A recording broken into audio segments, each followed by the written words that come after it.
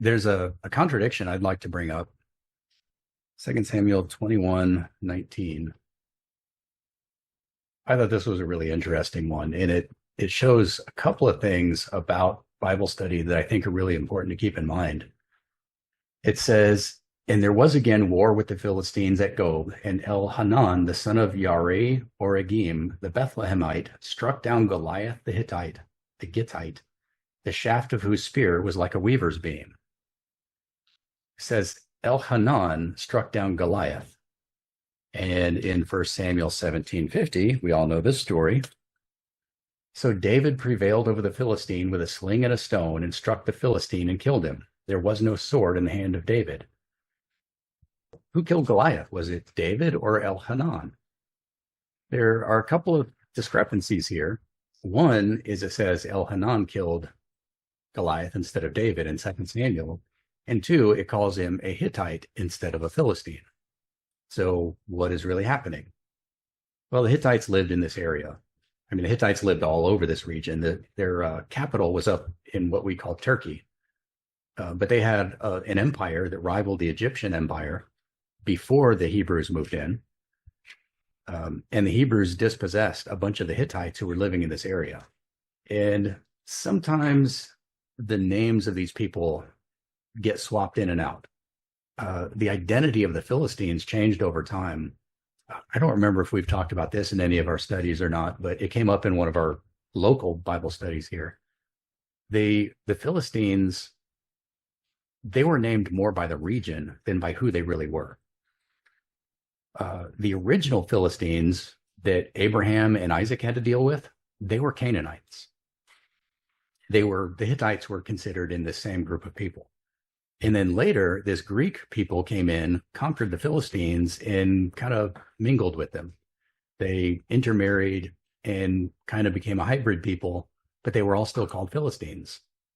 And then after a few centuries, those people just kind of drifted out, and the Canaanites moved back in, and the Philistines became mostly Canaanites again.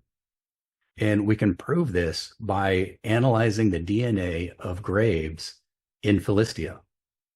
Over time, they're all Canaanites. Then there's a period where they become more Greek, and then they go back to being Canaanites. But they're always called Philistines. And it's really more about where they live than who they got their DNA from. So sometimes the Philistines were actually Hittites. They were Hittites moving in and out. In Rephaim, Goliath was a Rephaim. He was one of the giants. And so the labels can be fluid. Doesn't always mean what we think it means. Kind of like in modern slang terms, we call people who wander, we call them gypsies. Well, they're not gypsies. I mean, they're not like of ethnically gypsies. They're not Romani or anything like that. We just call them gypsies because they behave like the stereotype that we have of gypsies. They wander around. They don't settle in one place. Whether Goliath was a Philistine or a Hittite, it just depends on what point you're trying to make at the time. Another thing to keep in mind is that the book of Samuel is one of the oldest books in the Bible. So go to 2 Samuel, final chapter of 24, is David's census, David building an altar. So 1 and 2 Samuel used to all be one book. It ends during the reign of David. So it was probably written while David was still alive. So it is a very old book.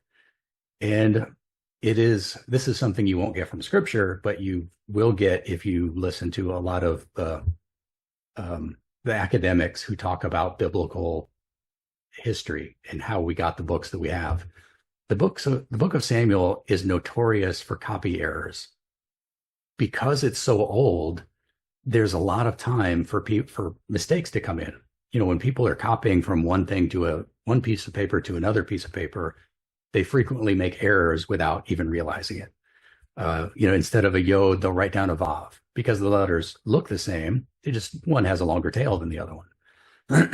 Or they'll transpose numbers. So in one place you'll have 4,000, and in another place you'll have 40,000. So those kind of copyist errors happen a lot in Samuel. So it's possible that something like that is going on.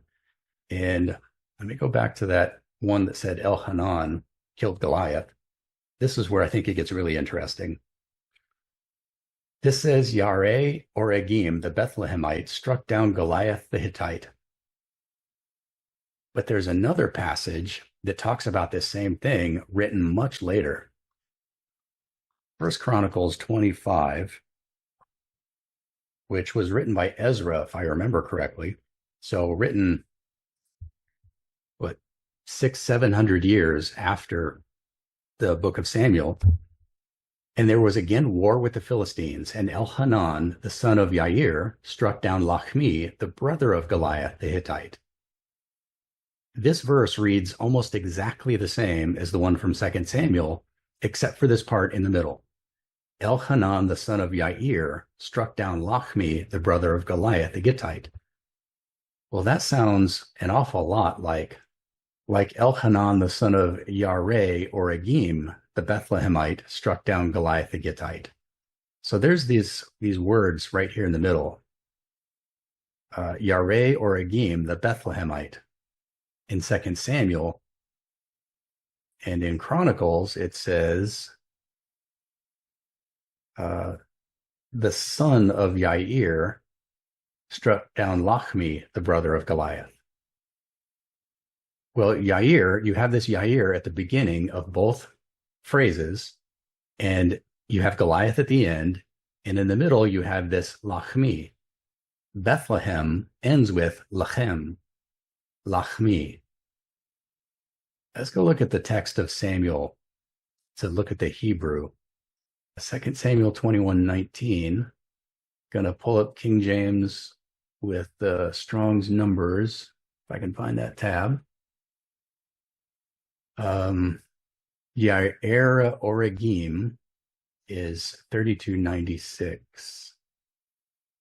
So let's look at the Hebrew with the strong numbers.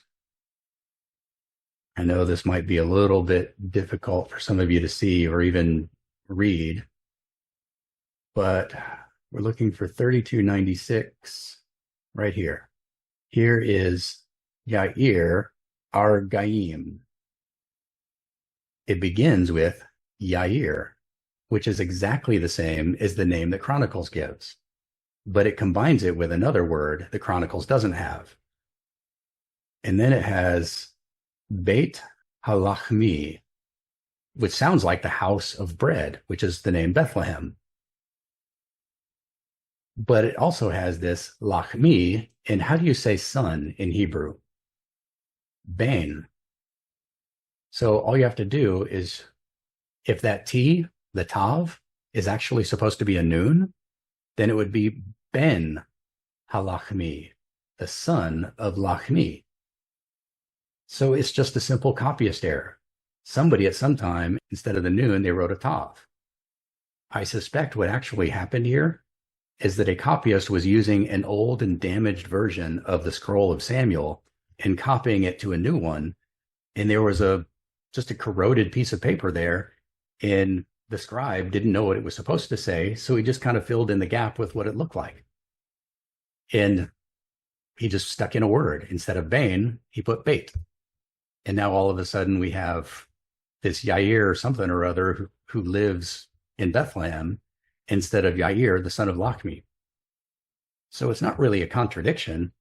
It's just that somebody made a mistake when they copied it, and now all we have is the poorly copied version. We don't have the original one because it would be almost 3,000 years old now. There are enough letters in common between the two that a copyist error seems the logical explanation for why there's a difference. I mean, Ezra wasn't a dummy. He could look at Samuel. He had it available. So he could go and read it for himself and say, oh, it says this, so maybe I should write that. No, he wrote this other thing because this was the correct version. And he did not go and correct Samuel because that wasn't his job. He was just writing a new history of Israel using updated language and new information that he got from the archives of Babylon and whatever else he had access to. So he copied a lot of stuff and made corrections in his own version and left Samuel alone, for whatever reason. And I don't know whether the bad copy came in after Ezra wrote Chronicles or before. Who knows? We certainly don't have we don't have manuscripts of either one going back anywhere near to the originals. I think the oldest we have of these is like 100 or 200 BC, which is centuries after they were written, 800 years after Samuel was written, and 200 or 300 years after Ezra was written. So anyways, I came across that one earlier today, and I had not seen that before. And I thought that was a really interesting one, because just reading it like that, I was thinking, yeah, that's really strange. That is a contradiction. But when you look at the Hebrew text behind the English, you can see how, yeah, somebody could have, I mean, Samuel probably just had they had a bad copy of it. It was dirty or had some wormholes in it. And somebody just filled in some gaps where they didn't have the original.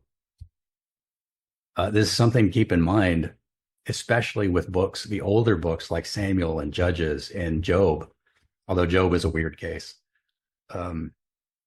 The older they are, the more likely there is going to be a copyist error. And sometimes, I mean, I don't think we have any King James onlyists in the group. King James actually fixes this, I think, in its version of Samuel. But I think that these books were inerrant in the originals. When Samuel or whoever wrote down, I don't think Samuel didn't write the book of Samuel. He might have written part of it, but he didn't write it all, because much of it was written after he died. Whoever wrote that, their version was accurate. The version that we've got has been corrupted by being copied and copied and copied and copied, many, many times. And it's still 99.9% the original.